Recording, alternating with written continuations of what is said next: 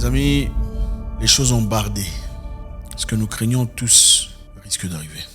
Il y a quelque temps, le président des États-Unis d'Amérique, Joe Biden, a déclaré officiellement qu'il était une obligation sacrée de défendre chaque centimètre carré du territoire de l'OTAN, parlant de l'agression de la Russie à l'égard de l'Ukraine. Nous sommes prêts, je vais le répéter, l'Amérique est prête, avec nos alliés de l'OTAN, à défendre chaque centimètre carré du territoire de l'OTAN. Il est une obligation sacrée de défendre chaque centimètre carré du territoire de l'OTAN.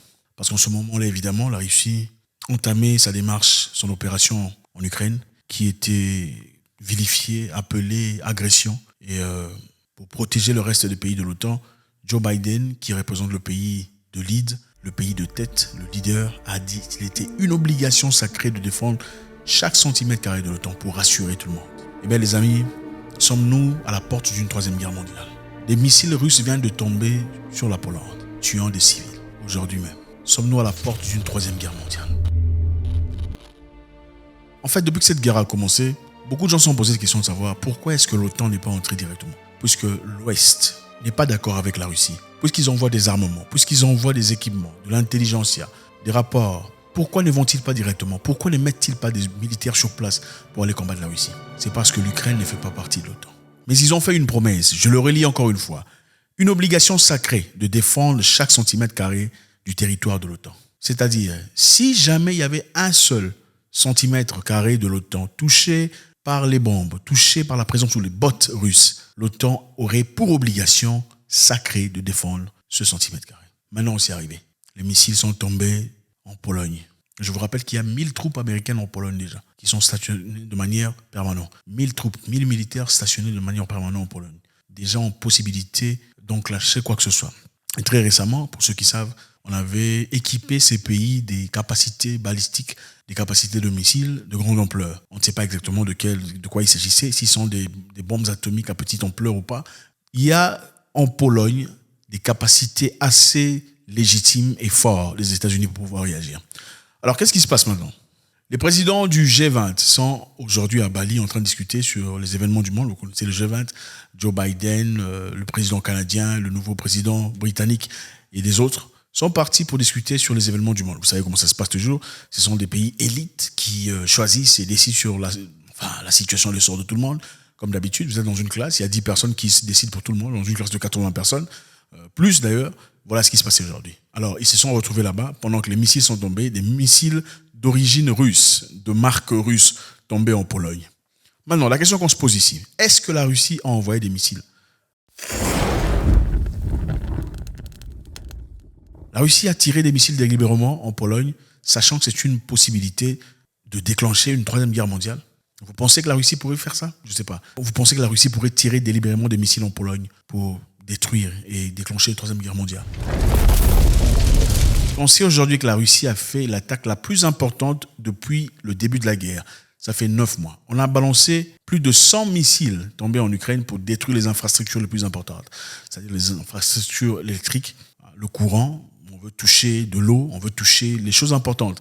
Parce que, comme on le remarque, ils ont réalisé qu'en faisant une guerre, d'abord il faudrait le dire, la Russie n'est pas en train de faire une guerre de destruction massive comme généralement le fait l'OTAN.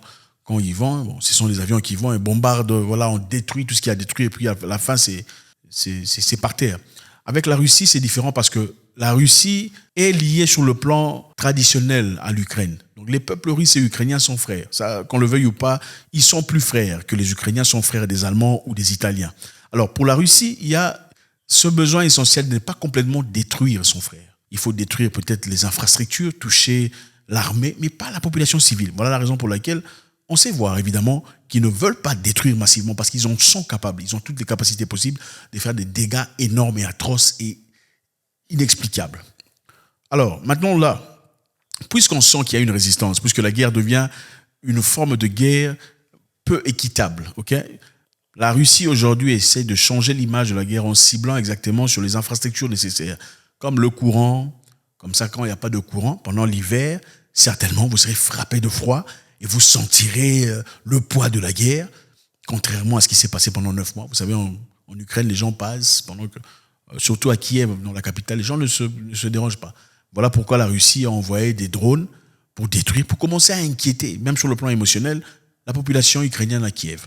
La Russie est en train de cibler les infrastructures d'eau potable pour commencer à créer ce déséquilibre émotionnel auprès de l'Ukraine. Alors, est-ce que cette guerre est en train d'avancer? Le ministre des Affaires étrangères hollandais vient de faire un discours disant qu'il fallait commencer à préparer des abris anti-bombes. Il fallait commencer à préparer des abris anti-bombes. La question ici est très intéressante. Puisque les leaders du monde sont en réunion à Bali pour le G20, ils sont certainement en train de discuter sur le sort, la réplique, la réaction de l'OTAN par rapport à l'attaque russe, ce qu'ils appellent l'attaque russe. Mais en attendant, ils sont en train de faire une investigation pour vraiment être certains si c'est vraiment la Russie qui a tiré ou pas. Mais en attendant, il y a le président ukrainien qui dit: tirer des missiles sur le territoire de l'OTAN est une attaque russe contre la sécurité collective. C'est une escalade très importante.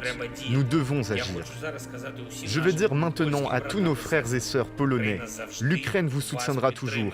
Les gens libres ne seront pas brisés par la terreur. Qu'il est temps que l'OTAN réagisse puisque la Russie vient de toucher un pays de l'OTAN. Et certaines personnes, certains experts disent: on blâme l'Ukraine, on dit qu'il s'agit d'une tentative délibérée d'escalader la guerre. Maintenant, il faut se poser la question de savoir. La Russie ne se déclare pas ouvertement. La Russie est accusée d'exploser la Pologne à travers ses missiles. Les missiles, évidemment, sont de marque russe. Le G20 dit qu'ils sont en plein d'investigation pour essayer de comprendre si c'est vraiment la Russie ou pas. D'où est-ce qu'est venu? C'est quoi la trajectoire de ces missiles? Le président Zelensky, par contre, dit: mais qu'est-ce que l'OTAN attend? Il faut aller commencer déjà à bombarder la Russie. Maintenant, il faut se poser la question de savoir qui est en train de dire la vérité dans cette histoire.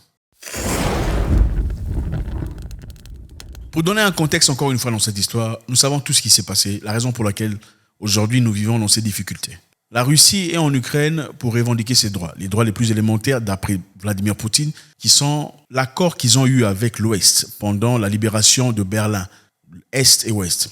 À cette époque, pendant que Berlin était coupé à deux, la partie ouest appartenait à l'OTAN ou à l'Europe. La partie est appartenait à l'Union soviétique. L'Ouest a demandé gentiment à ce que Berlin soit réuni en faisant une promesse disant qu'en aucun cas, l'OTAN ne pousserait pas en un seul centimètre à l'Est. C'est-à-dire la partie Est appartenait à l'Union soviétique, la partie Ouest appartenait au monde libre, entre parenthèses. Après la libération de Berlin, malheureusement, beaucoup de pays de la partie Est aujourd'hui font partie de l'OTAN, et ce qui représente un danger imminent pour la Russie. La Russie dit mener cette guerre parce que l'Ukraine a fait une demande officielle de faire partie de l'OTAN, qui représenterait un danger imminent pour la Russie.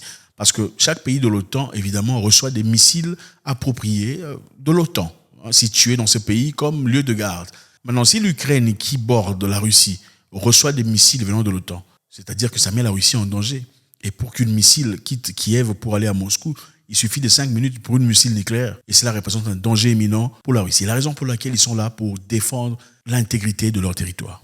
D'après certains experts, l'une des meilleures façons de finir cette guerre serait simplement de dire que l'OTAN dise non, l'Ukraine ne fera plus partie de l'OTAN. Quoi qu'il en soit, nous n'en voulons pas. Et la guerre serait finie immédiatement. Mais personne ne le fait. Par contre, qu'est-ce qu'on fait? On envoie des armes, on envoie des missiles, on envoie des systèmes de défense, qui ne sont pas gratuits évidemment. Ce sont des choses que les entreprises de mécanismes d'armement vendent pour un intérêt évident, un intérêt inouï. Les armes ne sont pas des dons gratuits. L'Ukraine devra payer ses armes en retour. Évidemment, l'Ukraine ne paye pas aujourd'hui parce qu'il n'y a pas d'argent, mais l'Ukraine sera endettée et sera obligée de payer ses armes. Et les armes qui servent à quoi? Absolument à tuer et à détruire. Dans un monde aujourd'hui, on cherche comment arranger et améliorer. Si vous regardez et observez intelligemment, vous réaliserez que toutes les guerres sont menées pour le contrôle. L'objectif, c'est le contrôle. Qui contrôle qui et qui contrôle quoi? Généralement, qui contrôle qui en contrôlant quoi? Ou qui contrôle quoi en contrôlant qui? Qu'est-ce qu'on possède en contrôlant telle ou telle personne? On a clairement ici un bloc de pays, des hommes forts, qui cherchent à conquérir, comme d'habitude, une autre partie du monde. Mais il y a une forte résistance. Parce que malheureusement, contrairement à beaucoup de pays européens, l'Ukraine a une population russophone, qui sont ancrés dans la culture et la tradition russe. Et cela devient alors très difficile de pouvoir les séparer en leur proposant une mentalité complètement nouvelle. Devriez-vous vous inquiéter où vous êtes? En tout cas, si une troisième guerre mondiale commençait, ceux qui sont en Europe seraient les premières victimes. Ça, c'est évident. Avez-vous préparé votre maison? Avez-vous préparé votre situation? Avez-vous de l'argent en main? Avez-vous de la nourriture? Avez-vous de moyens d'énergie si une guerre s'est déclenchée à travers une dizaine de personnes qui dirigent le monde entier? Avez-vous décidé de vous lancer dans une guerre mondiale? Parce qu'une dizaine de personnes ont le pouvoir de décider en votre nom. Une guerre mondiale affectera tout le monde, ça c'est clair. Mais certainement beaucoup moins l'Afrique dans ce cas. En tout cas sur le plan physique. L'Union européenne a dépensé en 2022, jusque-là, 22 milliards d'euros en aide à l'Ukraine et aux armements. 22 milliards d'euros. Ça, c'est beaucoup d'argent pour résoudre beaucoup de problèmes présents même en l'Union européenne. Alors, maintenant, la question qu'on se pose ici. Je voudrais bien que vous me répondiez. Qui a tiré les missiles en Pologne? Est-ce la Russie, essentiellement? Bon, sachant que les missiles, évidemment, de fabrication russe peuvent venir de n'importe où. Ah oui, parce que voilà, tous les pays qui faisaient partie de l'Union soviétique peuvent clairement en avoir, n'est-ce pas? C'est clair. Est-ce que les missiles tirés en Pologne sont venus de la Russie? Si vous regardez la carte depuis la Russie et le lieu où les missiles ont explosé, c'est à 6 km de la frontière de l'Ukraine, à l'autre côté, là, 6,4 km à l'ouest. Et la Russie est à l'est. Vraiment, je ne sais pas, est-ce que vous pensez que la Russie aurait tiré ces missiles venant de la Russie jusqu'en Pologne? Dans quel objectif? Point d'interrogation. Pourquoi la Russie le ferait si depuis tout ce mois, aucun pays de l'OTAN n'a été bombardé? Pourquoi on le ferait maintenant? Alors dites-moi, qu'est-ce que vous en pensez? Est-ce que les missiles seraient venus de l'Ukraine par hasard dans le but peut-être d'inciter l'OTAN de réagir dans cette guerre qui dure un peu trop longtemps? Je ne sais pas. Dites-moi ce que vous en pensez. Vous pensez vraiment que la Russie pourrait... Enfin, bref. Dites-moi ce que vous en pensez. Les États-Unis et les restes de pays sont en concertation pour voir s'il y aura une probable guerre mondiale. Où en êtes-vous? Êtes-vous prêts?